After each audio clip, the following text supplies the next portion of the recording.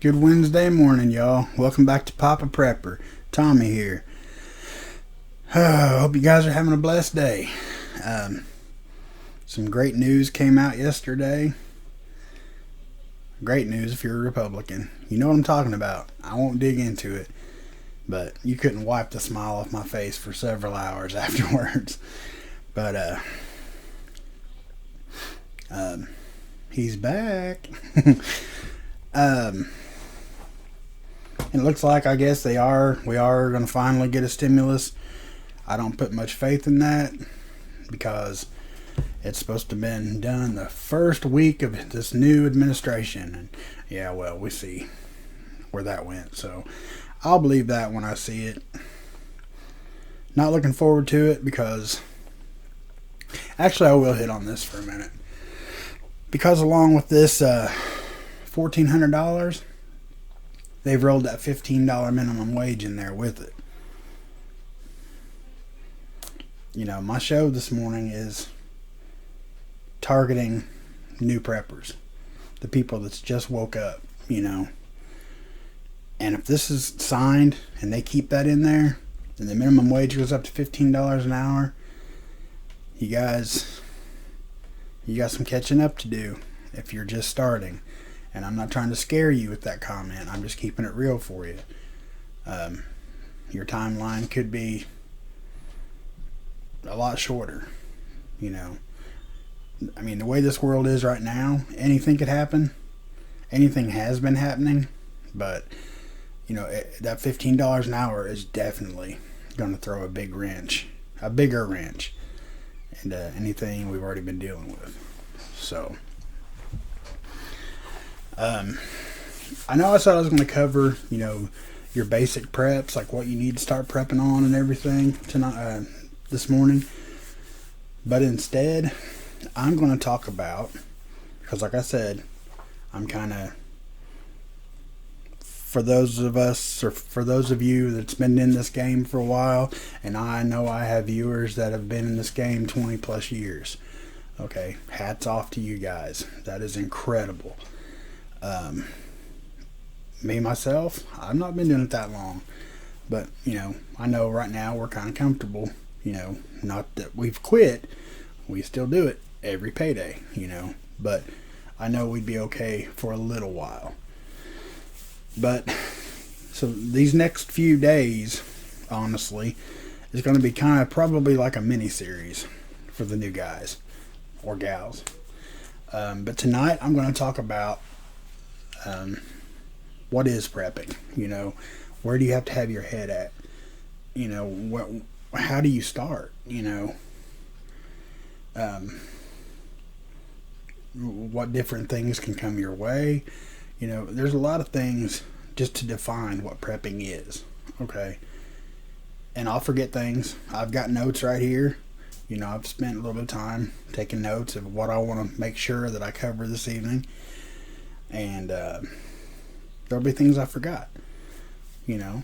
And if there are things I forget, you know, the seasoned, veteran preppers, you know, in the comments can leave comments. You know, you forgot to mention this, or, you know, that's fine. You know, I don't consider that criticism. I consider that being thorough, you know. So, with that being said, hope that's not a sign of things to come, because I've had a rough couple days trying to talk. Okay. So, what is a prepper? A prepper is somebody who, easily enough, is working towards being prepared for any situation. Any type of fallout, any type of, you know, I've got wrote down here some of them, you know, that I could just think of. Tornado, hurricane, floods, blizzard, drought, Arctic blasts, like we've been going through lately, EMPs, cyber attacks, financial, you know, say the financial system just collapses, pandemics, civil unrest, nuclear war. You know, being a prepper is not what Hollywood, it's not the, you know, the romantic ideal that Hollywood has instilled in a lot of people, and being a prepper is not the crazy people that the media and Hollywood has instilled in people's minds. Okay, we don't wear tinfoil hats. Some of us should, but as a majority, as a whole, majority of us don't. Prepping,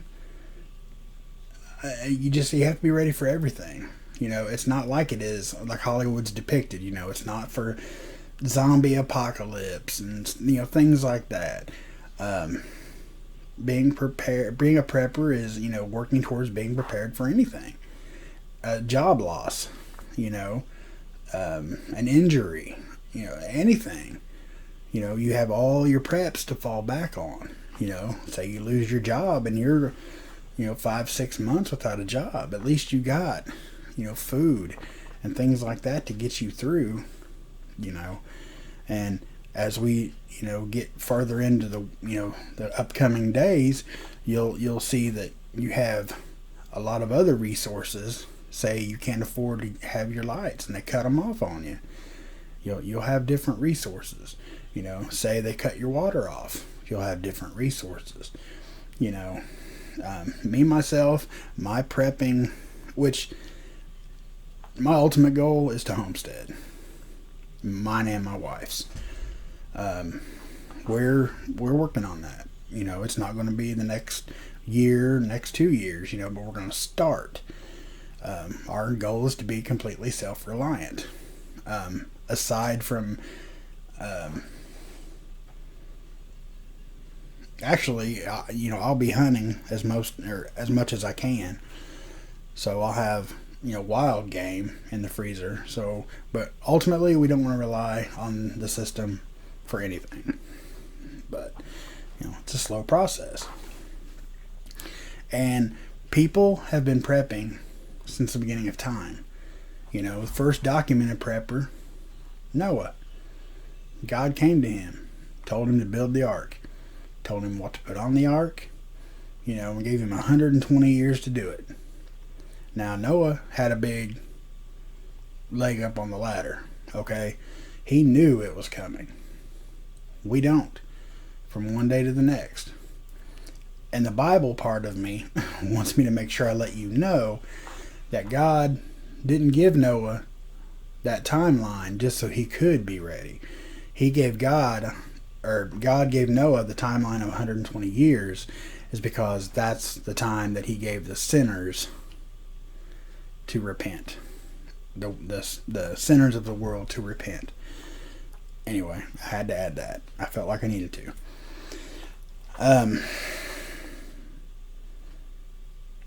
So, since basically the beginning of time, people has prepped. And to be a good prepper, you have to understand the basic you have to have the basic understanding of survival.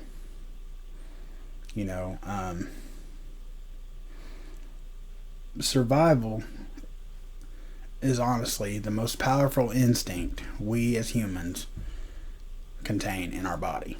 Okay, it's a chemical thing. We have it. Now, being a prepper, a lot of us have honed that skill. With anything, any type of survival or bushcraft or homestead skill that you learn, that is increasing your survival rating. Basically, if you've ever watched the show Doomsday Preppers, don't go that route. Okay, again, that's Hollywood making it, romanticizing the whole thing. Which if you can afford to have a great big $250,000 bunker and central air put in it, and that's great. Good for you.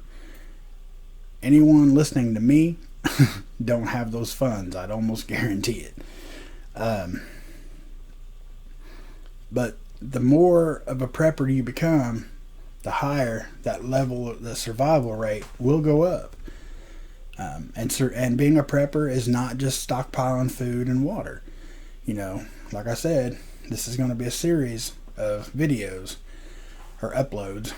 But you will soon learn that being a prepper, you have to have different resources for everything. Like I was mentioning, if you were out of work and couldn't pay your bills, you're going to have a way to have heat. You're going to have a way to have lights. You're going to have a way, that is what preppers do. We prep for everything, prepare for everything.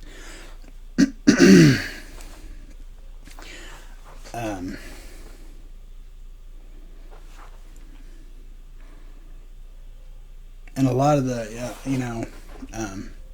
a lot of the prep game is right here.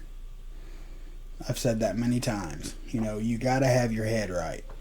Because when you are faced with any kind of disaster, any kind of challenge, any kind of, whatever that comes your way, your body, you instantly have the fight or flight feeling. Are you going to stay and make a stand? And basically that's where bugging in comes in. Worst case scenario, SHTF, are you going to ride it out at your house? You have no intentions of leaving. That's basically fight. Flight, that's where bugging out comes in. Not necessarily because you're scared to stay where you're at, but because like basically, if you're just starting out and something happens 3 weeks from now, and you know that you're not going to have enough food to last. Whatever the situation is, then, flight is probably going to be your alternative. Because you can't stay somewhere if you have no means of food, no way to get food, no way to get water. You're going to have to flight. That's going to be your option. And another thing, anybody listening to me right now, of course, I know the majority of you do, but if there's any newcomers, you prep every day. You just don't think about it. Say, excuse me guys, not COVID, promise. Say you stop and fill up your gas tank on the way home from work. You're prepping for that week of work. Or for the next week, to get around. Say you keep jugs of gas, whatever, in your garage for all your lawnmowers, weed eaters. That's prepping. Just a trip to the grocery store. Even if you're buying food, for the next week, 2 weeks, 2 months, you're a prepper. Or you're prepping. Whatever. You see where I'm going with this. People, you take a shower at night to get up and go to work in the morning. It's simple as that, people already prepare. They just need to step their game up a few levels. Packing for a vacation. That's another example I have wrote down. That's prepping. Keeping money in your savings account. That's prepping. There's just so many things you do on a daily you don't even think about is prepping. So why not just invest a little more money, a little more time, and make this, I don't know, I don't know how to say it. You know what I'm getting at. Just up your game, go to that next level, and before you even start, running out and buying food and everything, like I said, you gotta think about everything. Get your head right. And don't panic. That's a big part of it. Do not panic. Even if you're not prepared and, it hits the fan, don't panic. I know that's easier said than done. But I also know that panic will get you killed quicker than the danger, usually.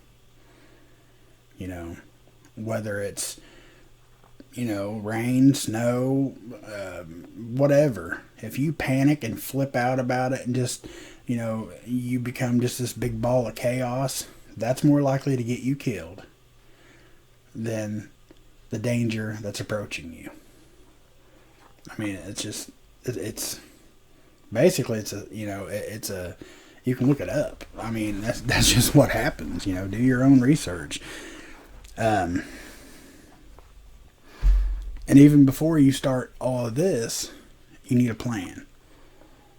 Okay, you need to sit down with your spouse or your family, your neighbors, whoever you want involved in this.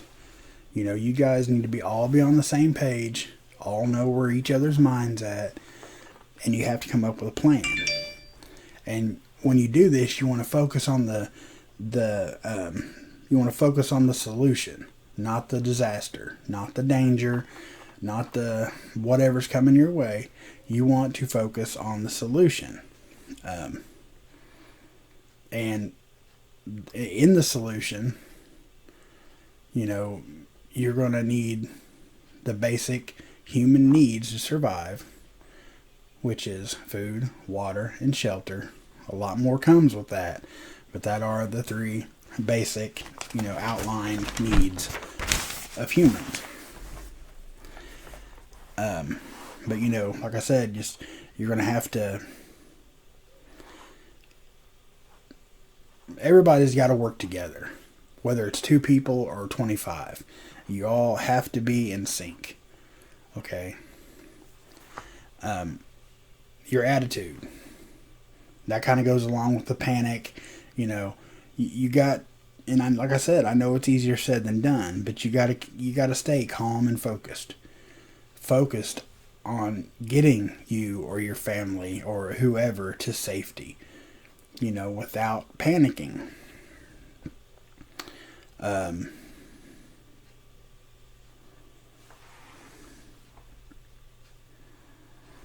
I'm not, it's inevitable. You're going to panic a little. Everybody's going to. Somebody even been prepping for 20 years, they're going to panic in a sense. But make sure that don't let your sense of panic overcome your goals. Don't let your panic overtake your calmness, your collectiveness, your being focused. Don't let the panic overwhelm you. There's a difference between being scared and being panicked. Everybody in SHTF, if it's, natural disaster, war, everybody's going to be scared. Now, I'm not saying you're going to be hunkered down in the corner crying like a little girl. I'm saying right here, you're going to be scared. You're going to be scared for your safety, your family's safety, your, whatever. It's going to be there. But panic is just letting it all out. There's a very big difference. And there's, some questions, like I said, before you even start buying stuff and, doing this and doing that. There's just, some questions you need to ask yourself. Who am I doing this for? Meaning I guess I should say, how many am I doing this for? Are you going to prep? Are you alone? You going to do the lone wolf thing? Which I don't suggest it. There's too many things that's going to be going on and happening for you to be just reliant on yourself. You will become exhausted, very lonely. Loneliness, and it has a lot of bad outcomes. I do not suggest going at it lone wolf, but that's just me. That's my opinion. But is it just you? Is it you and your spouse? You and your spouse and kids? Your family and your other relatives? Your family and your neighbors? You need to come up with a plan of exactly how many you're prepping for. Because if you've told people, this happens, you guys come to my place, we're going to hunker down, we'll be good, we'll ride this out. And you got food for 4 people for 6 months, say, and 12 people show up at your house because you told them to, that's going to lead to a lot of problems. So you want to have that planned out. How prepared do you want to be? Me personally, it'll never end. I mean, as long as we're able and have the money, we buy preps every payday. So, I mean, we're in it for the long haul. Now, some folks think they have a week or two of food and water and stuff that they can pretty much ride out everything. You know, I'll pray for you. Because, you know, most anything like that's not going to be over quick enough for a couple weeks is going to get you through. But, I mean, I would suggest to anybody, like I said, just keep it going. You know, start and don't stop. You know, it'll soon become a habit, believe it or not. And that's what it's become with me. I do it without even realizing it a lot of times. You know, like I have to go to the store a lot for work or the Dollar Tree and stuff. I pick up stuff when I'm in there all the time. Whether it's the grocery store, Dollar Tree, Dollar General. You know, wherever I go. But yeah, I'll go ahead and pick up some of that while I'm here. Why not? You know, it just becomes a habit. You want to figure out who you're going to share this plan with. Okay? And we'll get into like mags. And actually, I just done a mag video not too long ago.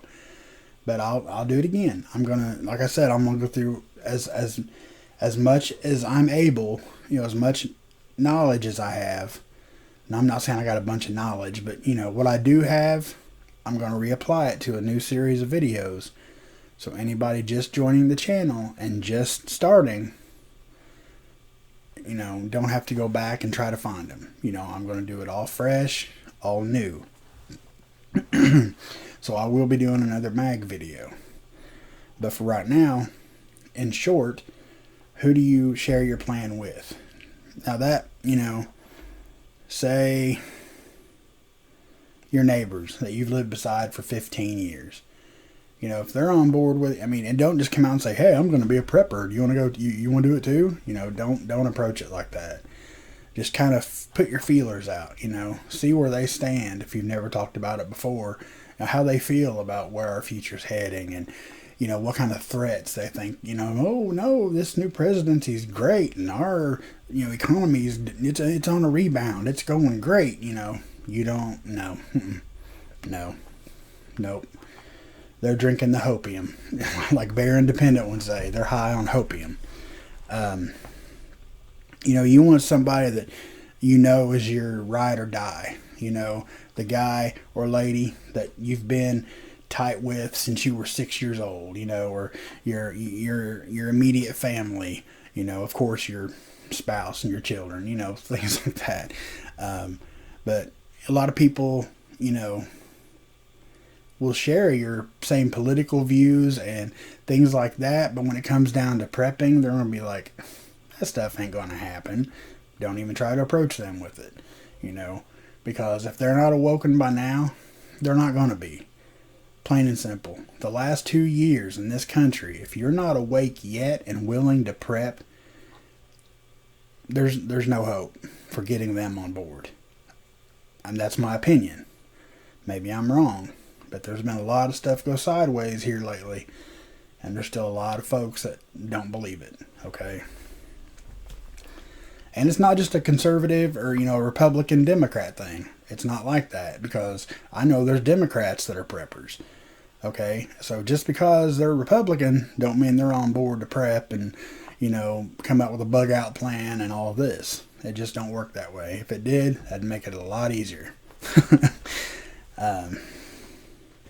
And all these questions you want to answer, sorry guys, all these questions, and there's plenty of other questions. You know, these are just ones that I kind of thought of. But you want to be careful when you're answering these questions to yourself, or when you're just discussing things with your family or your friends, you know, the people you trust. You want to answer these questions carefully because every answer to every one of the questions has its own set of consequences. You know, what you think is the right answer, and, you know, it's going to have any scenario, anything you come up with is going to have its weak points. That's just the way it is. There's no foolproof plan or way of prepping. I mean, it's just that plain and simple. You know, me personally, I try to prep for any kind of situation I can think of. The only thing that I haven't really focused on a lot is the EMP, which is the electromagnetic pulse. That can wipe out your cars, your cell phones, your computers. You know, I don't have no, I can't think. The metal cages, the boxes to put all your electronics and stuff in. I feel ridiculous right now. Faraday cage, I think is what they're called. Anyway, I'm not really prepped for that. And of course, let's be realistic, I'm not prepped for nuclear fallout. How many of us could possibly be? You know, like I said, unless you can afford $250,000, $500,000 underground bunker with its own air filtration system and central air and running water, you know, its own water supply, you know, the likeliness of surviving a nuclear fallout, slim to none, unless it was a long ways off. But anyway, any route you go with prepping, you're going to have weak points. You're going to have consequences. Some of it is avoidable. Some of it's not. You know, like you get out in the woods and realize, oh, I never bought a hatchet. Or, oh my gosh, I don't have a saw. You know, the lighters. You didn't grab the lighters? You know, stuff like that. And don't rely on just lighters for fire. But we'll get into that. Excuse me, guys.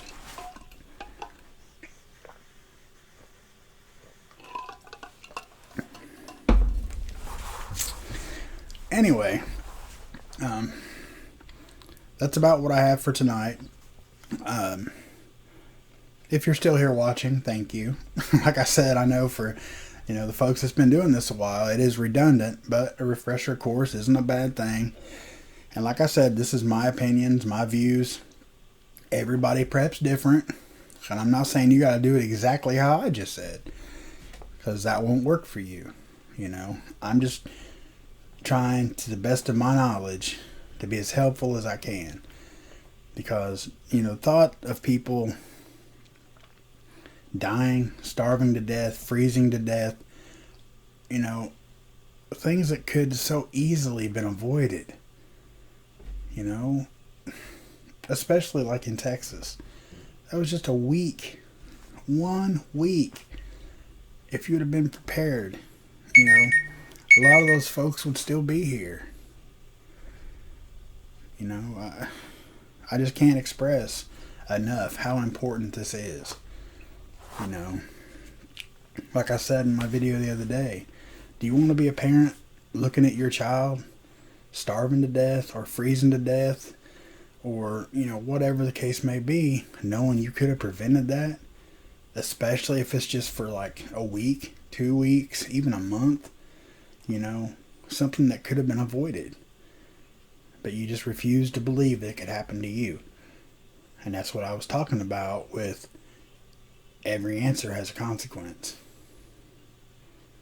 So if your answer is not to prep, that could be your consequence. Again, I'm not trying to scare nobody. I just keep it real. Okay? I think that's all I got for today. God bless each and every one of y'all. Thanks for being here with me. I love each and every one of you guys and wish nothing for the but the best for all of you. Papa Prepper out.